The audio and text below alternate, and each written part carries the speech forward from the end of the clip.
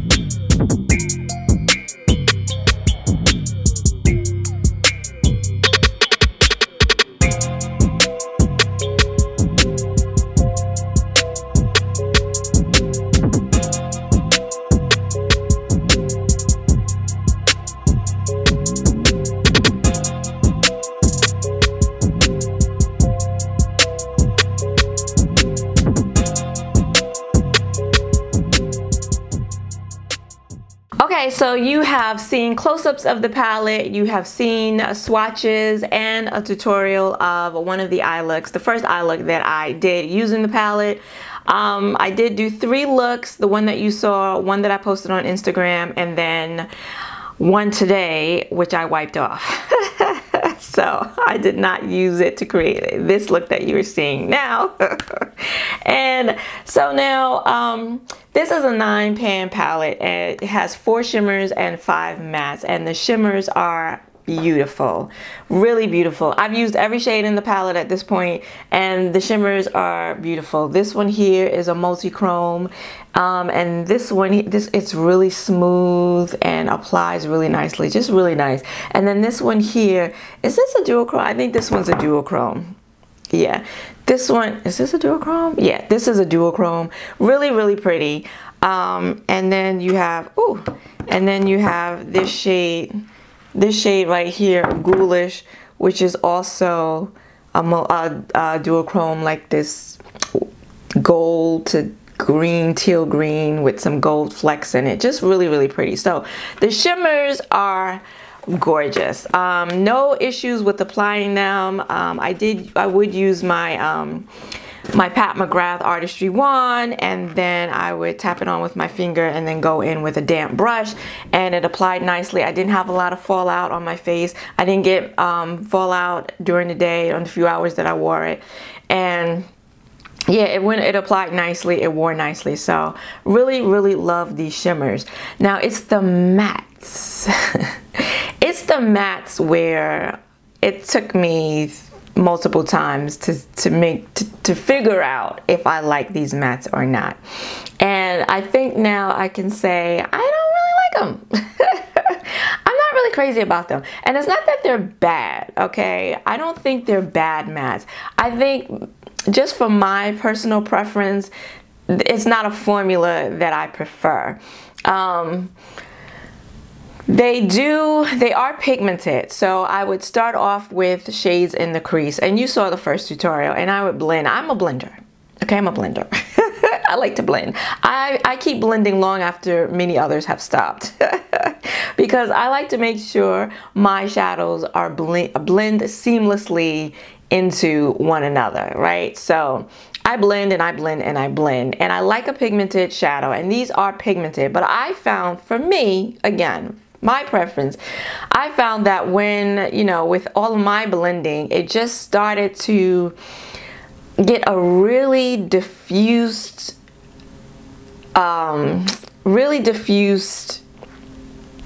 shading, right? Which is what you want when you blend, right? But I felt like it became so diffused like that I could barely see the shadows after a while.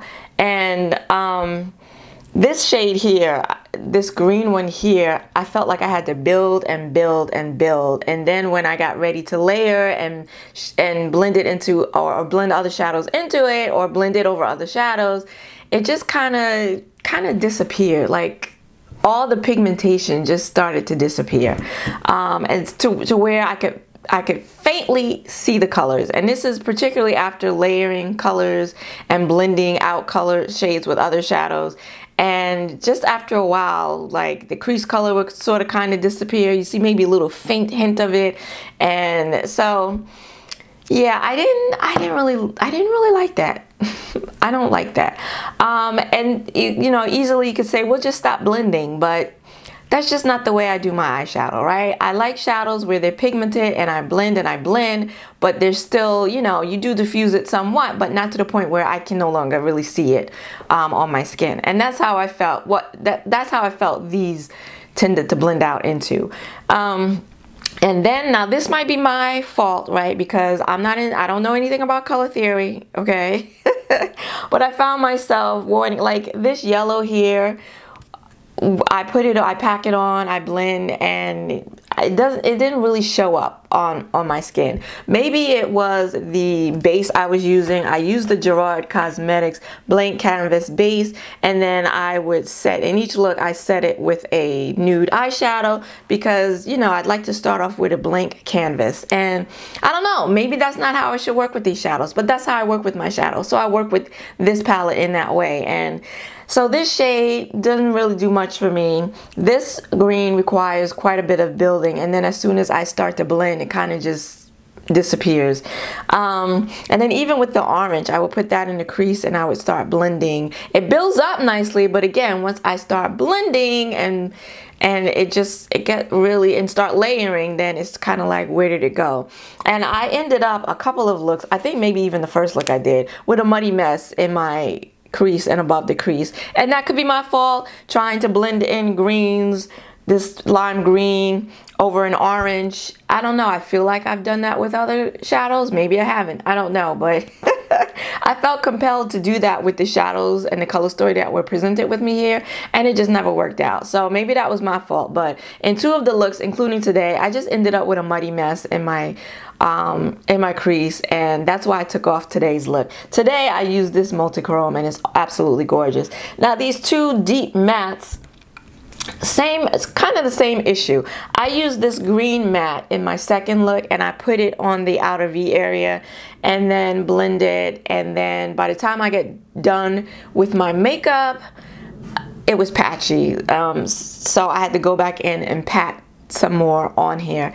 And then also with this really deep purple one, I put it in and deep purples, you know, don't usually work out that well anyway, but I put that in the outer V area, and then as I started layering shadows, it kind of, where I was blending, it kind of disappeared. So yeah, the mattes I'm not crazy about. Again, not awful, not terrible, and I think for a lot of people they're fine. I just think for the way I like to do my eyeshadow, they don't really work for me. I didn't enjoy working with this palette. The shimmers, yes, but working with this palette to create a whole look, I didn't enjoy it. Which is a problem for me, because it's a 9-pan palette. 5 of the shadows are mattes, and I don't particularly care for the mattes. So that's an issue for me. And this palette is $42, and I think with shipping it was something like $45. So you know, it was kind of expensive for me, in my opinion. For a 9-pan palette, it was kind of expensive, and then I didn't enjoy using it. So also coupled with that was my shipping experience. I ordered this palette at launch, which I think was September 6th. Was it September 6th?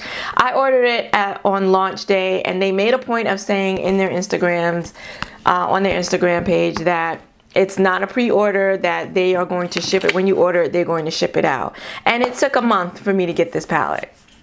And after about a week and a half, maybe 2 weeks, I emailed them. I'm like, hey, what's the status? And they emailed me back maybe 2 or 3 days later. Oh, you know, we're overwhelmed with the response, which really isn't acceptable at this point. I mean, this is your second collaboration with Batty Bean. The first one, the It's Freaking Bats palette, was really, really popular. Like, come on, you had to have some idea of how this was gonna go, right? That people were going to love this. But you should be getting your palette in a week, or we should be shipping it in a week or so. So, okay, that wasn't very satisfying. That wasn't satisfying, but okay. And then another week goes by, or no, a few days go by, and then I get the shipping notice. Oh, you know, your palette has shipped. Great. Of course, it's just in the label, pre-label or pre-shipping label has been created. Okay. But then 5 days later, it's still just at the pre-shipping label. It hasn't actually been picked up or taken to the postal service in order to be shipped out. So at that point, I just sent them an email. I was like, listen, since it still hasn't shipped, just cancel my order and refund my money. Never heard back from them. And then right before, and probably like 5 days after that email, 4 or 5 days after that email, I said, you know what, let me check the shipping one more time to see if it actually shipped before I go to PayPal. And I start the process of getting my money back. And then I see, lo and behold, it had shipped. So, and then it took another like week for it to go. So it was a month. By the time it got here, I was disgusted by the whole thing. And when I first opened it and I saw it, it was so beautiful. I almost forgot. I almost forgave them for the shipping fiasco. But now that I've used it, I just don't feel like the time I waited for it, the back and forth to try to get it, the price that I paid, was worth it. I don't think so. I don't think so. Yeah, beautiful color story, and the packaging is really nice, and yeah, it's a nice palette. But for me, it's just it's just meh. Those are my thoughts. Let me know in the comments below. Do you have this palette? Are you looking to purchase the palette? What was if you have it, what's been your experience with this palette? I've seen other people's maybe 1 or 2 videos and people love it, and that's great. You know, everyone's different. Let me know what your experience has been if you did purchase this. If you liked this video, please give it a like and consider subscribing. I want to thank you for joining me today. I hope to see you again next week. Until then, bye-bye.